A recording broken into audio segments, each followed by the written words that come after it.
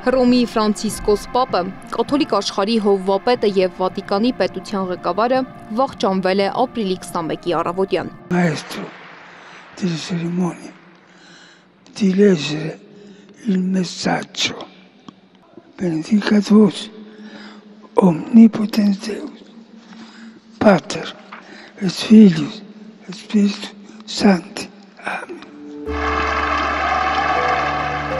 Պատմության առաջին լատինոամերիկացի պապը ծնվել է 1936 թվականի դեկտեմբերի 17-ին Արգենտինայի մայրաքաղաք Բուենոս Այրեսում։ Ապագա հոգևորական Խորխե Մարիո Բերգոլիոն մանկուց հմայված էր հավատքի ուժով։ Նրա հայրը իտալական ծագումով երկաթուղային աշխատող էր, որդուն սովորեցնում էր լինել աշխատասեր, իսկ մայրը լինել մաքուր ու ծառայել մարդկանց։ Խորխեն երիտասարդ տարիքից ընտրել էր հոգևոր ճանապարհը, միացել կաթոլիկ եկեղեցու կարգին, իսկ 1969 թվականին ձեռնադրվել քահանա։ Ժամանակի ընթացքում դարձել է Արգենտինայի ամենաազդեցիկ եկեղեցական գործիչներից, իր սուր մտքով, հասարակության խոցելի խավերին նվիրվածությամբ ու խորը բարոյական դիրքորոշմամբ։ 2013 թվականի մարտի 13-ին Բենեդիկոս 16-րդի հրաժարականից հետո Բերգոլիոն ընտրվել էր Հռոմի պապ, ստանալով Ֆրանցիսկոս անունը։